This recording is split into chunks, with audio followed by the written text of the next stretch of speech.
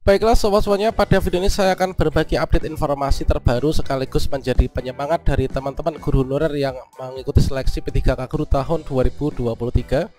Yaitu di sini kalau misalkan saya amati, ini nanti akan ada 3 kriteria guru honorer yang dapat dikatakan aman dan bisa optimis lulus ya pada seleksi P3K Guru tahun 2023. Nah, di sini nanti seperti yang kita ketahui bahwa seleksi P3K Guru tahun 2023 diikuti oleh pelamar prioritas, THK 2, honorer dan juga dari pelamar umum. Kemudian di sini nanti akan diberlakukan setelah kita mengikuti seleksi menggunakan mekanismenya masing-masing. Maka di sini nanti untuk urutan pemenang itu akan didasarkan dari urutan prioritas, teman-teman. Dan selanjutnya di sini nanti kita bisa memanfaatkan data SSYSN pelamar umum yang saat ini sedang dibuka. Nanti sepertinya untuk nomor 3 dari 3 kriteria guru honorer yang aman optimis lulus, ini nanti di poin nomor 3-nya sepertinya bisa mutlak ya, bahwa kita bisa dapat dikatakan optimis lulus di tahun 2023. Bagaimanakah informasinya? Silahkan simak video ini sampai selesai. Namun sebelum kita lanjutkan, perlu saya ingatkan, bagi teman-teman yang mungkin baru saja menemukan channel ini, silakan klik tombol subscribe-nya dan aktifkan notifikasi loncengnya, sehingga nanti jika ada update video terbaru, kalian tidak akan ketinggalan informasi. Baiklah sobat semuanya, untuk kriteria yang pertama ini adalah teman-teman yang optimis pasti lulus. Itu adalah dari teman-teman pelamar prioritas atau guru lulus passing grade yang sudah bisa resume. Nah, dari pelamar prioritas yang di sini nanti sudah resume untuk saat ini, maka teman-teman bisa optimis lulus dikarenakan apa? Kalau misalkan kita melihat pada diktum ke-7 Juknis P3K Guru 2023, ini adalah untuk seleksi kompetensi dan wawancara bagi pelamar prioritas. Ini menggunakan hasil seleksi P3K 2021. Termasuk juga seleksi administrasi, itu teman-teman yang dari pelamar prioritas 1 ini tidak mengikutinya ya. Jadi di sini yang penting kita resume untuk yang pelamar prioritas 1, entah itu dari THK 2, dari guru sekolah negeri maupun lulusan PPG dan guru swasta yang sudah lulus passing grade 2021, ini nanti langsung ditempatkan. Artinya kita tidak perlu mengikuti seleksi kembali, teman-teman. Baik itu seleksi administrasi maupun juga seleksi kompetensi. Nah, kemudian untuk kriteria yang kedua itu kira-kira seperti apa? Yang di sini untuk kriteria kedua yang dapat dikatakan aman itu adalah dari teman-teman kebutuhan khusus THK 2 maupun juga guru non ASN yang sudah berhasil resume.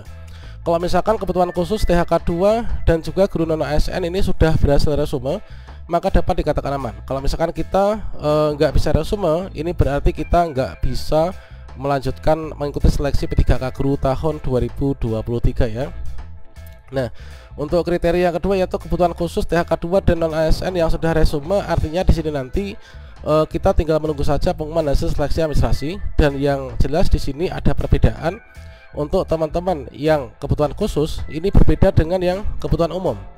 Bahwa kalau misalkan kita cermati dari diktum ke-31 yaitu pelamar pada kebutuhan khusus ini dinyatakan lulus seleksi jika kita itu cukup berperingkat terbaik saja ya. Kita cukup berperingkat terbaik pada lowongan kebutuhan jabatan yang dilamar. Dan di sini untuk pelamar kebutuhan khusus itu tidak ada yang namanya passing grade, teman-teman. Nah, inilah berbeda dengan teman-teman yang dari pelamar umum, yaitu lulus itu harus memenuhi nilai ambang batas dan juga berperingkat terbaik, serta ini ada jabatan yang bisa dilamar ya.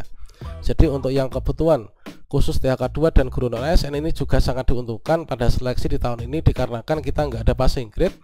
Dan juga di sini kita itu yang penting itu berperingkat terbaik, ikut seleksi observasi. Kemudian kalau ada lowongan jabatan di sekolah kita, ini tentunya peluangnya akan bisa lebih besar, teman-teman. Dan selanjutnya untuk yang ketiga yaitu di sini kalau misalkan teman-teman itu dari pelamar kebutuhan khusus, baik itu dari kebutuhan guru non ASN, kemudian pelamar prioritas maupun juga dari teman-teman THK 2. Kalau misalkan di sini formasi jabatan kita yang linear dengan ijazah kita masih dibuka untuk umum, ini berarti dapat dikatakan aman juga. Nah, misalkan seperti ini, teman-teman. Tentunya di setiap daerah di sini sudah dipaparkan dalam pengumuman pengadaan seleksi ASN 2023, yaitu yang dibuka formasinya itu apa aja. Misalkan guru agama Hindu ini ada 1 formasi, kemudian guru agama Islam ada 82, kemudian guru kelas di sini ada 100 ya. Nah, kemudian di sini untuk BK ini ada 20, kemudian juga di sini untuk grup PK ada 10 dan lain sebagainya. Nah, selanjutnya di sini ketika pendaftaran kebutuhan khusus ini sudah ditutup, kemudian kan di sana itu dibuka untuk pendaftaran yang kebutuhan umum kan. Nah, jadi kalau misalkan teman-teman yang kebutuhan umum itu bisa mengecek yang bisa daftar atau enggaknya, ini kita bisa manfaatkan di SSYSN yang kita bisa lihat pada melihat formasi. Ini adalah kita bisa lihat data seperti ini. Nah, misalkan di sini untuk guru kelas. Nah, contohnya adalah di sini untuk ahli pertama guru kelas. Nah, guru kelas ini kan jumlah formasinya ada 100 ya. Jumlah formasi guru kelas ini ada 100. Kemudian di sini pelamar untuk umum, formasi umum ini sudah 0, sudah nggak ada.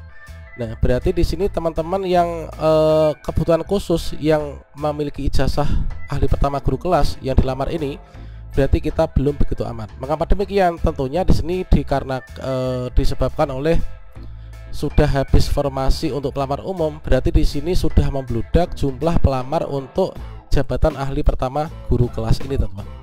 Nah, jadi di sini dapat dikatakan kita tuh belum aman, kita nanti harus bersaing dengan ketat, yaitu sesama kategori, kemudian sesama pelamar, nanti kita mendapatkan nilai tertinggi supaya bisa lulus ya. Kemudian yang dapat dikatakan aman itu ketika teman-teman formasi jabatannya itu masih dibuka untuk umum. Misalkan ini adalah ahli pertama guru PJOK misalkan. Nah, di sini ahli pertama guru PJOK, kalau misalkan kita melihat jumlah formasi ya, ini ada 80 formasi. Kemudian di sini masih dibuka pelamar umum itu ada 43 formasi. Nah, berarti di sini pelamar kebutuhan khusus ini adalah yang mendaftar dan resume ini hanya ada 37. Nah, otomatis di sini secara urutan nanti ketika penempatan di sini nanti akan didahulukan untuk yang teman-teman pelamar kebutuhan khusus ya. Nah, ini didahulukan dari teman-teman pelamar kebutuhan khusus, sehingga di sini dari seluruh peserta yang sejumlah kebutuhan khusus 37 ini optimis bisa lulus dan diangkat menjadi P3K 2023. Kemudian untuk 43 formasi ini nanti akan diperebutkan oleh teman-teman pelamar umum mengikuti mekanisme seleksi yang ada. Kemudian juga contohnya di sini untuk ahli pertama guru bahasa Indonesia. Nah, ini di daerah saya ini masih dibuka juga, yaitu PJOK ini masih dibuka. Nah, tentunya di sini kalau misalkan saya itu kebutuhan khusus guru kebutuhan khusus di bahasa Indonesia, ini adalah di sini formasinya ada 30. Kemudian di sini masih ada sisa formasi yang bisa didaftar oleh pelamar umum. Berarti di sini saya tuh termasuk yang sudah resume di sini. Yaitu berarti di sini ada berapa teman-teman jumlahnya? Ini adalah 30 dikurangi 21 ya. Berarti pelamar kebutuhan khusus untuk ijazah bahasa Indonesia ini adalah hanya ada 9. Tentunya dari 9 guru honorer dengan ijazah bahasa Indonesia atau yang linear dengan bahasa Indonesia ini adalah entah itu dari pelamar prioritas, THK2 maupun juga dari tenaga non ASN, ini adalah dapat dikatakan aman. Dikarenakan apa? Dikarenakan di sini masih dibuka sisa formasi pelamar umum, tentunya di sini kita didahulukan untuk penempatan.